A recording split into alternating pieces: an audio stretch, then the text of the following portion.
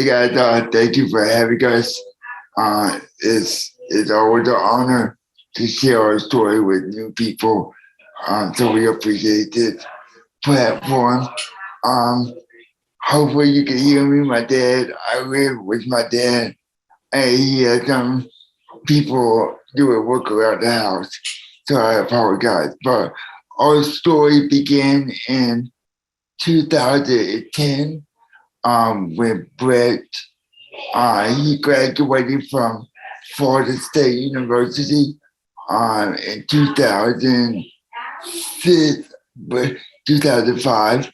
And Brett was a college boy in a fraternity. He drank a lot of beer, and and um, and he wanted to get back in shape. So after he graduated, I went to college at Kennesaw State University here in the Atlanta area, about 20 minutes north of Atlanta. And so Blake had started really getting into running and started with 5Ks and built to get the way up to the Peachtree Road Race here in Atlanta, the largest 10K. And he built his way up to an Ironman.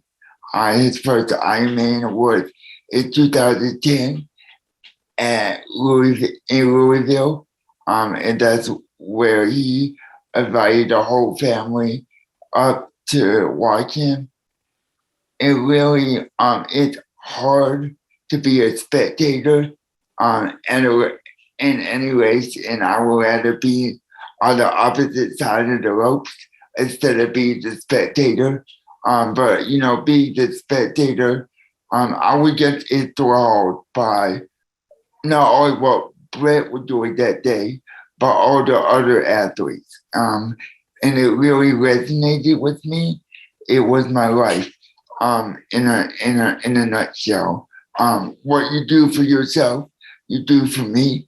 So whether that's going to the bathroom or eating or whatever it is, you do that for me. So I have a care team of 15 lovely individuals who take care of me. And so one of my aides, they go up to Louisville with me. And I thought about it for a long time during that day. It was very hot. It was in the 90s. And at that time, that race was in August. So very hot down in the South. But I would get really enthralled. And I was like, that's my life. Because I go through so many ups and downs, and because of my cerebral palsy, and I have to have help. But what I saw that day was people really grinded to get to the finish line. People pushing themselves to no more limits. And that's what I do every day. And it resonated with me. So after Brett finished his day, 12 hours and 42 minutes and 24 seconds. And my last question was, can people with wheelchairs do Ironmans? And that's how the whole journey really got started. Immediately after Brett said yes to that question that changed our lives, we contacted the Hoyts to hear from the experts who really paved the way for them, and for people like me and Brett and so many others to compete at the highest level. So that's how our story got started. We could get into the foundation in a couple minutes, but the foundation. That's fantastic. What year was the first Ironman that you did together? So we did our first, and I apologize to everybody. Well, actually, I don't to this group because so many of you are just getting Brent, just change the angle. Just bring the phone up this way. There we go. I'm on the trainer. Kyle and I have a marathon, and I like to use long bike rides to get ready for it, in addition to all the pounding on my legs. So we did our first triathlon in 2011, which was the St. Anthony's Triathlon in St. Petersburg. And when we finished that, Kyle said, I mean, we were doing that to get ready for an Ironman. But what happened, and it's kind of important as we get to that first Ironman, is Kyle said after the race, almost instantly, is I want other people to experience this. And that was the birth of the foundation right there. And over the next 2 years, we got the foundation started, but we continued to build. And so 2013, we did our first Ironman in Madison, Wisconsin, which, Jordan, you saw our bike, and you can imagine what those hills in Madison were like with 400 pounds of human and steel trying to get over those three sisters. And that was the race we did with Christian Jensen, with my team Triumph out there in Green Bay. So that was our first Ironman, and just really an incredible experience that was kind of going along as the foundation was really just starting to grow. Yeah. Can you talk about, for how do you get past the initial weight and inertia of making big change? So how did you go from where you guys started nothing together to now where the engine's humming? You guys, the team is together, you together, but also inspiring others. Like because I think a lot of people are trying to figure out how do I start? Where do I start? Well, you know, I think for us, it was just that, I mean, we were young and Kyle had an idea and it was a good idea. And so we just wanted to start it. We actually felt like if you build it, they will come. And what we didn't realize was how long it took to build. You know, so the first 9 to 12 months was a real struggle for us. We didn't find any families. We had raised some money and we were having a real hard time finding people that wanted to compete alongside us. And so that was a challenge to get going. And really what we decided was we just have to get moving. We have to put ourselves out there in front of everybody. And that's exactly what we did. So our original marketing plan was we have to race every single month because we have a small nonprofit. You know, people aren't going to find us on the website. They're not going to find us with a very small social media presence, which at the time was just Facebook. You know, Instagram and Twitter and other channels weren't what they are. And so we just started running. And actually the first race we did, we met a mom who had a child with a traumatic brain injury. And she came up to us and said, this is exactly what I've been looking for. And that really got it moving. And that kind of opened our eyes of, we need to be in the community. We need to be out there getting it out, you know, so probably more akin to, you know, a pop-up shop of just trying to drive your food truck down the street and let people see it. And that was kind of how we started doing it. And then, you know, we got some really good board members. In fact, a guy who was with Credit Suisse at the time, who's now with Work Capital, that really kind of taught Kyle and I how to build the business and got his network behind the mission. And that, you know, that really got everything rolling for us. I think one of the key takeaways there is like, you don't have to see every step of how something is going to be built in order to start. And it just has to have that initial idea and just start. And if you have the right purpose behind it, people will come. And it's about showing and being a role model to the community. But maybe we can kind of fast forward a couple of years. So 2013 was your first Ironman together. I would love to hear about the 2015 New York Marathon and what was supposed to be a 3-hour and 30-minute marathon. But if you could expand on that story a little bit. So just about every major US road race has a long-standing rule that you have to finish under your own power. And so that was really set up for the moms or dads that call and say, I'm going to push my stroller, my child in the New York City Marathon. And so they said, no, you've got to be able to self-propel. Well, as the Hoyts came along, as people like my team Triumph and Kyle and others came along, it negatively impacted them. And so Kyle and I had been lobbying to get into the Peachtree Road Race, the New York Marathon. Boston did have a small window, but so New York opened up a lottery and Kyle and I got in with 5 total teams from around the globe. And, you know, so we went up there, and at the time the foundation had started to grow to a point where Kyle and I were just a little nervous about doing things for ourselves. We felt like we really needed to make sure that we were always serving others. And we said, well, no, we worked hard for this. We should go take this opportunity. And so we went, but we didn't take any support. The two of us went by ourselves. We didn't bring a caregiver. So I was doing all the transfers and bathrooms and showers. And we got out there on the race, and about mile 8, the wheel started wobbling. And Kyle was asking if everything was okay. And I said, of course. And by 13, it was wobbling so bad that I stopped and I looked behind the wheel covers, and there was 3 broken spokes. And we have no idea what happened, if it was on the plane, if it was potholes. It doesn't matter, because the next step we took, the wheel crumbled under Kyle's weight. And so we spent 90 minutes at an aid station, at a medical station, and they actually came over to us. They were telling us how to drop out of the race. I had been in the back of a police car going over to a bike shop, all sorts of crazy stuff for 90 minutes. We did everything we could to stay in the race. And at that point, I said, just let us try. And we tied some rope to the axle and put blankets under the rope for my shoulder. And then Kyle and I tried to finish the marathon that way. And this would be a great point with this highly motivated group here to tell you how I muscled my way through 13 miles with a rope digging into my shoulder. But we made it about a quarter mile before we realized we couldn't turn the wheelchair. And so a woman stopped and helped me start turning the chair. And that lasted for about 3 miles. And at this point, we were doing 20 to 25 minute miles, from a 740 to 750 minute pace per mile. And at around mile 16, a New Yorker kind of tried to muscle her out of the way. And we said, no, she's our friend now, but you can help. And so then the 3 of us carried Kyle's wheelchair for the last 10 miles and some change. And so as you said, it was looking like a 3.5 hour ordeal, the first inclusionary group in the New York City Marathon ever. And instead, Kyle and I finished in 7.5 hours. And with this group, I think you all might appreciate what happened next. Is I finally pulled out my phone and saw hundreds of messages from people.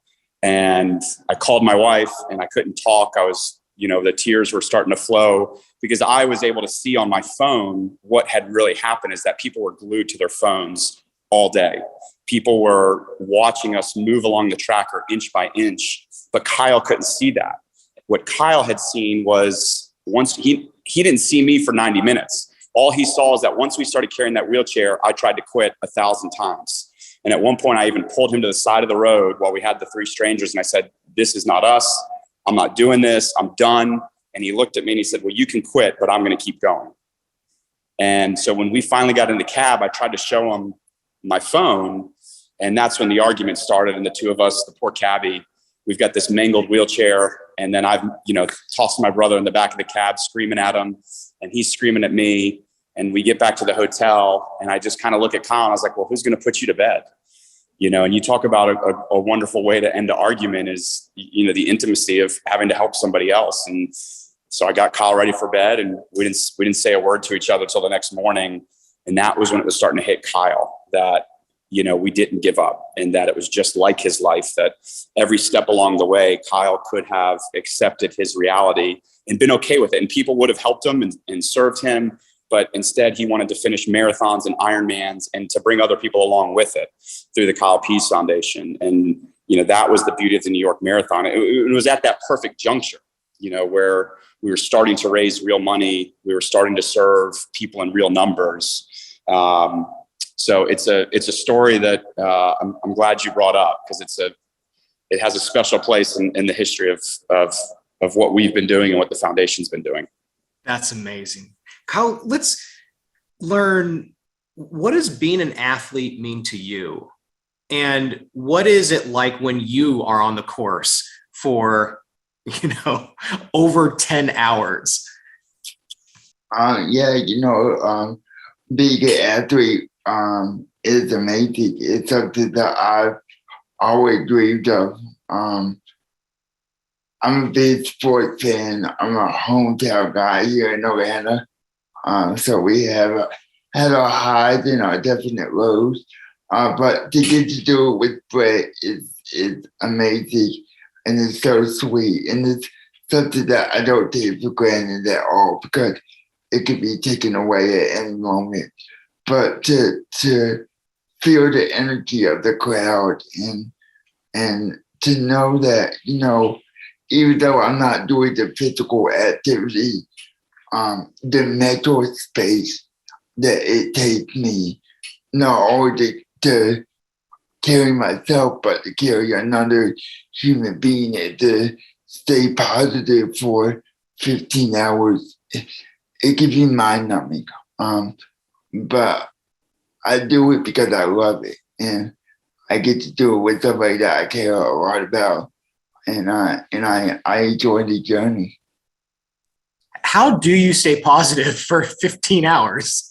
And for example, like, are there any practical things like, oh, I am recognizing a really bad negative thought here. All right, shut that out. Or like, how do you guys go through that mental journey together for 15 plus hours?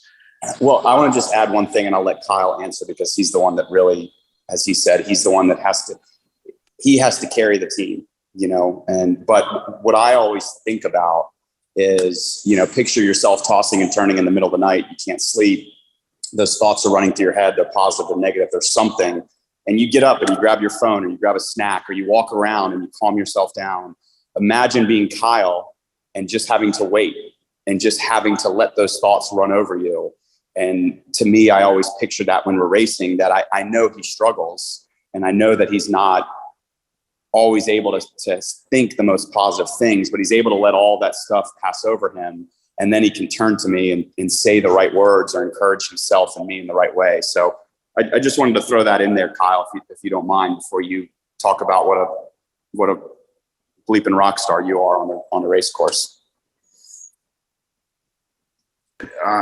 Yeah, thanks for it. Well, you're equally a rock star, but I can get a good gauge of how the race is gonna go. And of course, we all know, particularly in this group, that when you're on the course, you're gonna have those negative thoughts. And I'm just very fortunate, and I can tell when our energy is dipping a little bit.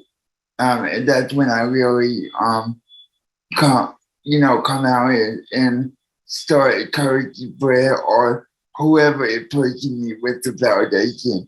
And that's when I know I have to be on best because my brother needs me and I need him.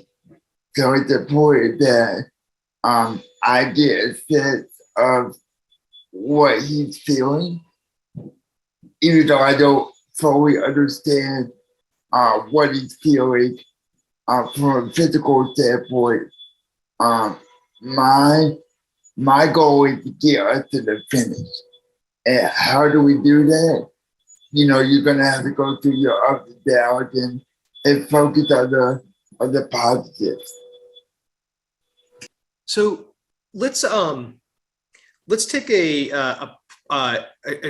shift gears a little bit. How much does it actually cost for an athlete to be on the course and support? We were really fortunate during COVID that we got into a free consulting project with Bain Consulting. And they really helped us zero that in. At the time, what we were really thinking about was, how do we move beyond the finish? How do we take athletes beyond just that first finish line, that Ironman, that marathon, whatever that accomplishment is? In fact, we've got 3 people with disabilities, including Kyle, that work for the foundation. But what they really helped us think about, in the next 5 years is you guys are really good at serving people through athletics. So get yourself to a place where you're serving 150 families, annually. Right now we serve around 80 to 100 families annually, and get to a place where the foundation can raise 1.5, million annually. We've got $1 million budget currently. And they felt like at that point you have the critical mass that you can truly start to move beyond the finish.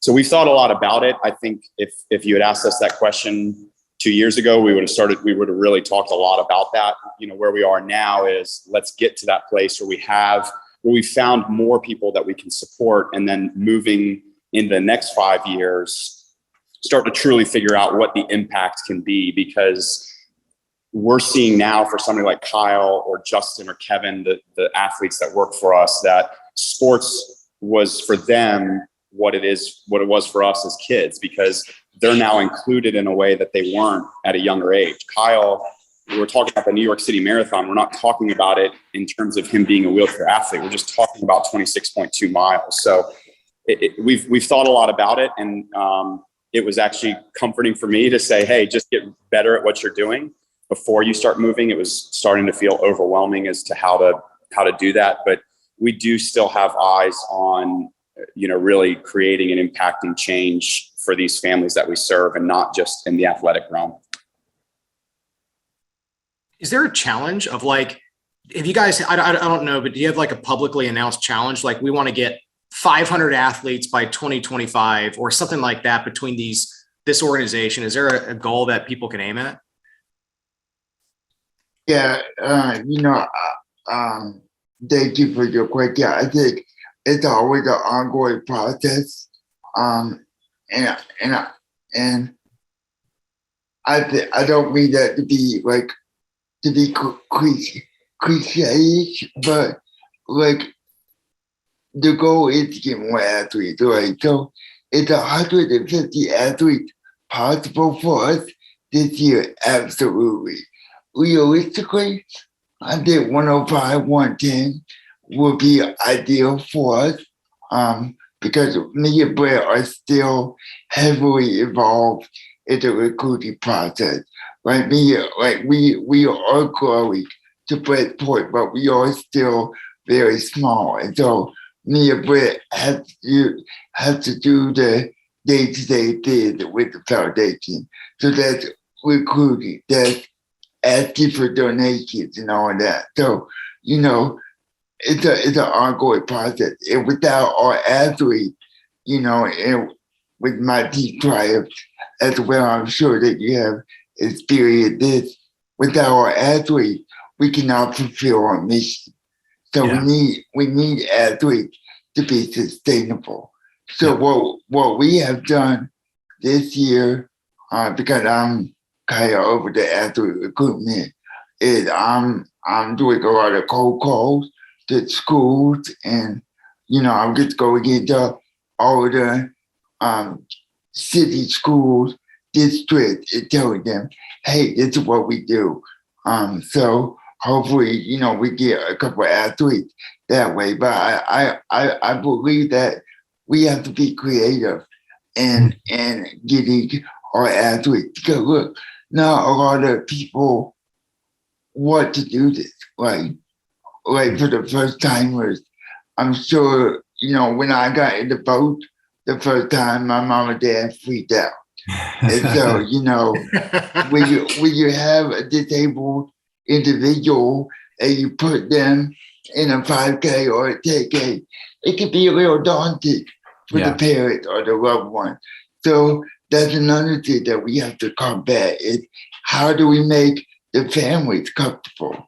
And how do we let them be comfortable so that they can be the soccer mom, and they can be the soccer dad, and they can pass out the complete son and the orange slices, So there's a lot going on, but the goal is to, get our numbers up for sure.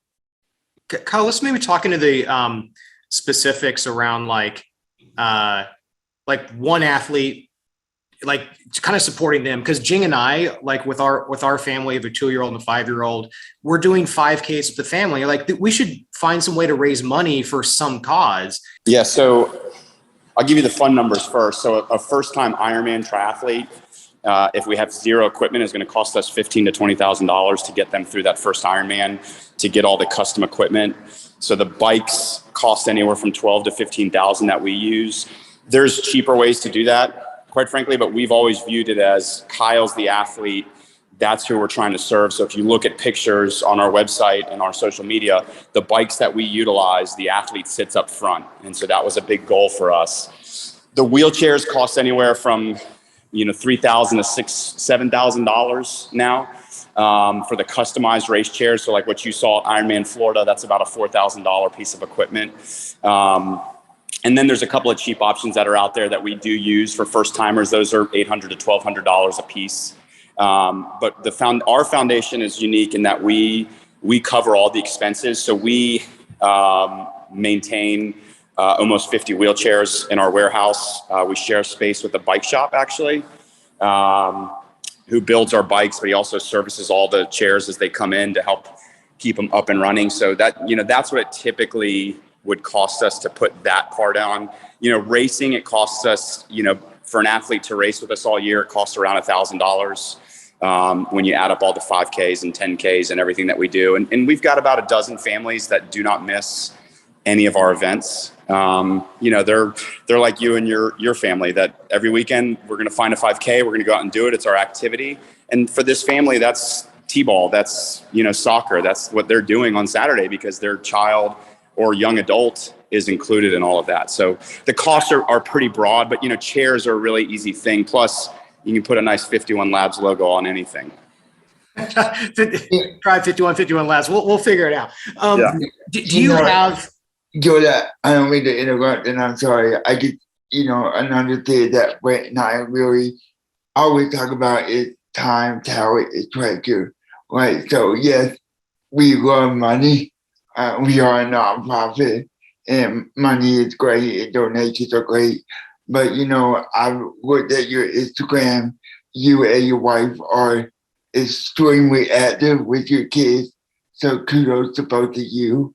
And I would encourage you to, sign up on our website to be a pusher so that, you can show your children that not everybody can run, but everybody can enjoy a race, So, that's providing your race.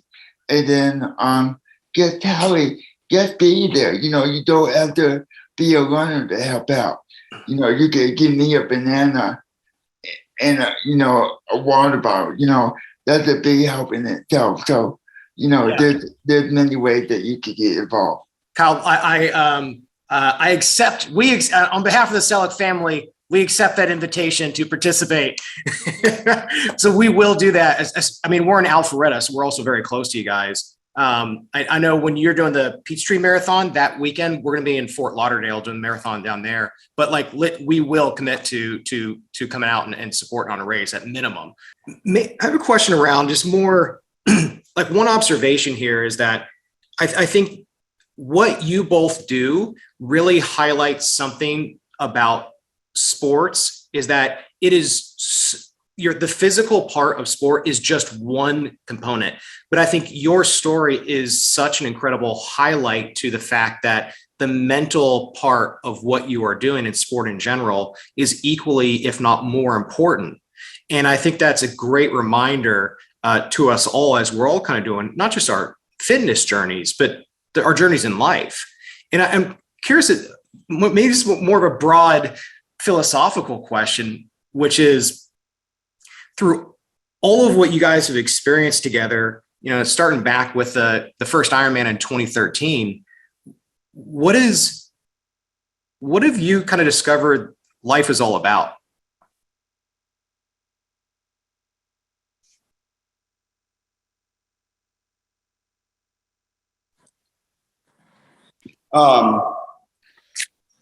For me, it's just always about the journey, and the journey can constantly shift.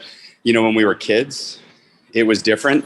It was just for my parents figuring out how to raise a child with a disability. It was just doing those things together.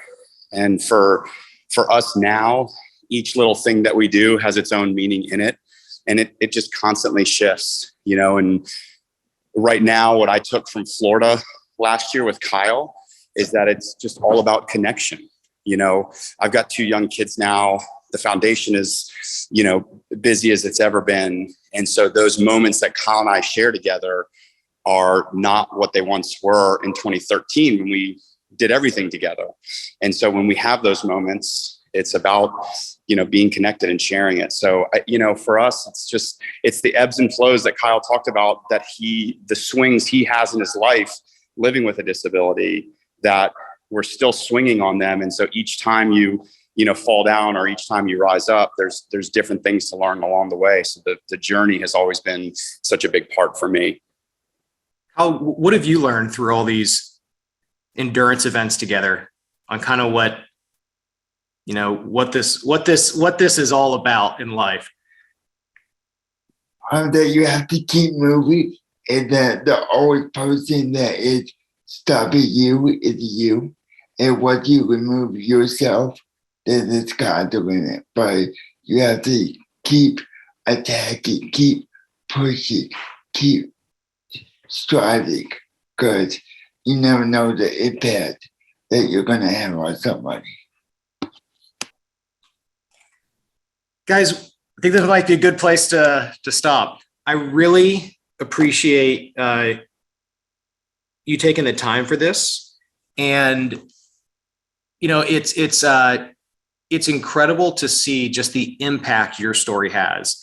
And, specifically when I was out on the Ironman Florida course and seeing you guys on the bike and see you guys on the run, like that got me through that next mile, that got me through that next hour. And so I really appreciate just the example that you're setting, what I experienced, and just for everyone on this call and everyone who's going to hear the story. And I can't wait to raise $3,800 for Cecil and hoping, to be part of this in a greater capacity. Hey, Awesome. thank you.